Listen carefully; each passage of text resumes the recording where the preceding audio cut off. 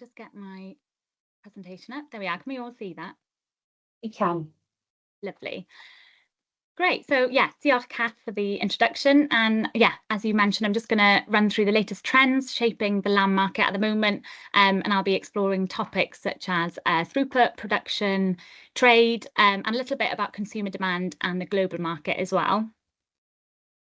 So firstly, just to provide some background and some context around the sheep sector here in Wales. So a large number of sheep can be found in the hilly areas of Wales, as the terrain is best suited for sheep as opposed to kind of arable farming or dairy, for example. So there are around 8.7 million sheep and lambs in Wales, which is around 27% of the total flock in the UK. Unfortunately, this number has been falling recently. So if we look back to 2017, numbers were up as high as 10 million back then. But much of this fluctuation is dependent on culling rates and lambing percentages that are experienced from one year to the next. So supply and demand are two of the main drivers behind the fluctuations that we see in farm gate prices. So this graph shows the prime lamb average deadweight price across GB. And with this, this year is shown in red, and the average seen across the last 5 years is shown by the grey dotted line. So the average during the first half of this year has been notably strong. Prices reached a high of around £8.90 per kilo at the end of May. More recently, we've seen the average for new season lambs in Wales edge closer to historical averages. With the current price at the moment, it sits around the £6.40 kilo mark, but that is still about 16% higher than year earlier levels. So overall, the lamb trade is holding quite steady at the moment, and good quality lambs are selling quite well. But yeah, as I mentioned, supply and demand are two of the main driving forces behind the changes that we see on this graph here. So throughout the year, certain religious holidays can help to drive demand for sheep meat at particular times in the calendar. So the main three religious festivals influencing sheep meat demand are very roughly marked out on this graph. They are Ramadan, Easter, and Eid al-Adha, and I do apologise if I'm not pronouncing that correctly. But these religious holidays do move around a little bit in the calendar. It all depends on the sighting of the moon. But they do generally take place in the first half of the year. So as the Muslim population here in the UK is growing, the halal market is pretty significant in size, and it's actually worth around 2 billion to the UK economy today. So therefore, these Muslim festivals are really key to driving demand at certain times of the year. We have seen that Australian lamb is becoming more popular with the Muslim community more recently, and that's mainly due to their kill method, but also due to the difference in price point. So this graph just gives you a visual representation of the general differences that we see in lamb prices across the world market. And I'm sure it's no surprise to any of you online here that both the Australia and the New Zealand have the lowest average prices. But what is interesting to see is that although our current average is around 20% higher than the same time last year, other countries across Europe and the rest of the global market really have also seen similar increases.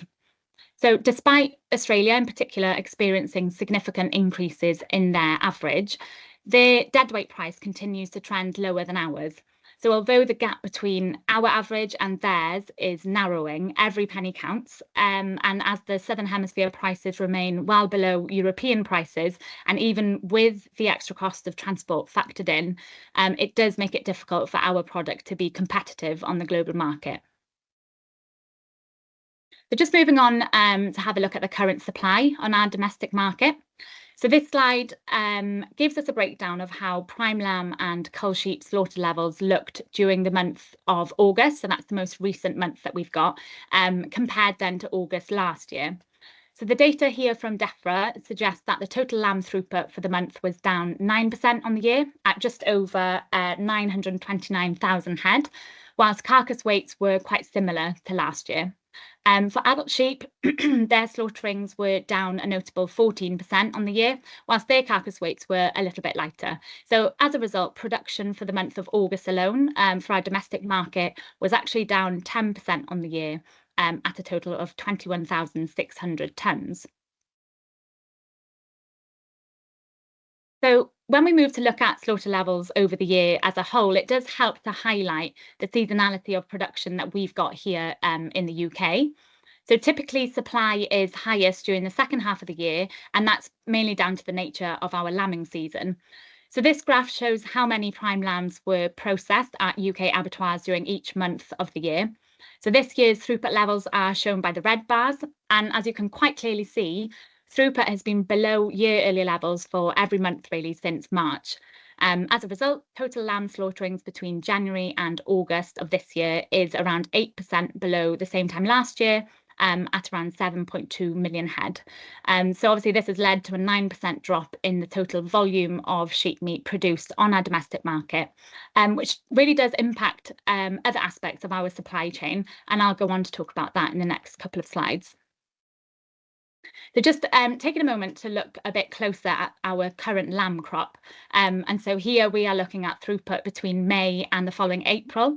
And that's how this graph is displayed as well. So the red bars show the current lamb crop slaughter level. And again, you can see levels have been below previous years for each month so far.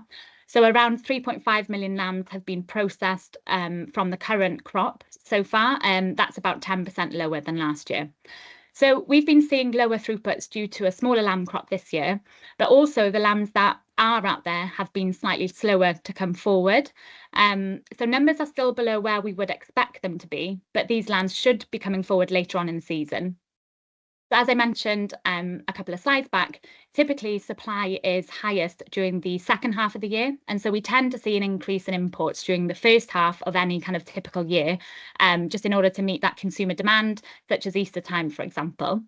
And as we've just been discussing, production on our domestic market so far has been tight. And so we've had limited product available for export. And that is being shown in the trade figures, unfortunately. So this graph shows the volume of fresh and frozen sheep meat that has been traded with the UK between January and July of this year, and also how that is compared to the previous 2 years as well. So looking at the 7-month period, the volume exported from the UK is down about 7% at just below 43,000 tonnes. And as I said, that's largely due to less product being available on our domestic market. Although, as a slight positive, this level is almost 3% higher than the same period in 2022. But what is a continuous trend is that around 95% of the volume that we've exported so far has been destined for countries within the EU. So whilst supply has been lacking, there's been strong demand from the religious holidays during the first half of the year, as I pointed out at the start there. So we've seen a significant increase in the volume of sheep meat imports. Currently, volumes are around 43% higher than year earlier levels, but they're actually only around 1% higher than 2022. But of the volume that we have imported already, around 85% has come from New Zealand and Australia. So this graph shows us what proportion of the volume imported has come from New Zealand and Australia so far this year compared to last year. So as you can see, the proportion coming from New Zealand, and that's shown in blue, it's risen from a proportion of 59% last year, and it's up to 64% this year. And Australia, as shown in green, has also risen from 19% to 22%. Given that our domestic production has fallen, our capacity to export has reduced, and therefore our import requirements have increased in line with this. So their lower farm gate prices have meant that they're more competitive on the global market. And New Zealand has historically been our largest supplier. However, the introduction of the free trade agreement, which came into play at the end of May last year, has also been at play here. So moving on to just briefly talk about consumer demand for lamb. So this graph shows the volume of lambs sold at retail across Great Britain, with this year's shown by the red bars, and then the previous 2 years are in blue and green. So as I mentioned at the start, certain religious holidays can be really key for driving demand for sheep meat, and this graph shows it very clearly. So you can see a notable spike in April, and that's for Easter, and again in December, obviously that's for Christmas. So This data that we get from Kantar has revealed that the volume of lamb sold so far this year at retail is actually up 4% on last year. And it's also stronger than volume sold in 2022 as well. So lamb is doing really well this year, and it performed really well at Easter, actually. Many retailers use promotional activity to drive this trend. So this has helped the kind of overall drive in volume that we've seen so far this year. Despite grocery price inflation easing during recent weeks, financial confidence hasn't really risen with it, according to Kantar. So consumers are continuing to adjust their shopping habits to try and manage their spending. And as we know, lamb is a premium product, and with that comes a premium price. So we've seen the average price of lamb at retail increasing by around 9% in the last 12 weeks. And currently it sits at around £13 per kilo at retail. So unfortunately, this is leading to some shoppers to switch away from lamb in search of cheaper alternatives. So that's a quick little roundup of where the kind of market is at the moment, but I thought it'd be quite useful to try and look ahead as well to see what trends that we might see across the lamb market in the future. So we are waiting for some data from the June survey to be able to get a full picture of the UK lamb crop size. But data for England suggests that their sheep flock is 4% smaller on the year. So it is forecast that the current kind of UK lamb crop size is smaller than last year. So we do suspect fewer lambs to be available, particularly due to the impact of weather and diseases. So production is currently down on the year, and with an estimated smaller lamb crop, it's unlikely that production will catch up during the remainder of this year. However, farm gate prices are quite strong at the moment, so some farmers may look to cull more ewes to take advantage of this price. So this could lead to some stability in production in the short term, but obviously this is just going to continue to erode away at the overall number of sheep on the ground further down the line. Export potential, obviously it's linked to production. Therefore, if supply is tight on our domestic market, there will be limited opportunity, unfortunately, for exports. But imports have been elevated so far this year, whilst our supply has been lacking. But we expect some increase in our supply over the coming months. So input volumes are expected to slow for the remainder of this year, but particularly because the supply from countries in the Southern Hemisphere is also expected to slow down and to decline during the rest of the year. As I mentioned, the cost of living crisis continues to impact consumer shopping behaviour. But with lamb having such a good Easter, it just goes to show that shoppers are still willing to treat themselves on special occasions. So there's definitely optimism for lamb demand for this Christmas. And there's obviously a number of other factors that might impact the sheep sector moving forward. You've got farm input costs, inflationary pressures, labour, obviously the weather, they all play a part and do continue to challenge the whole red meat supply chain.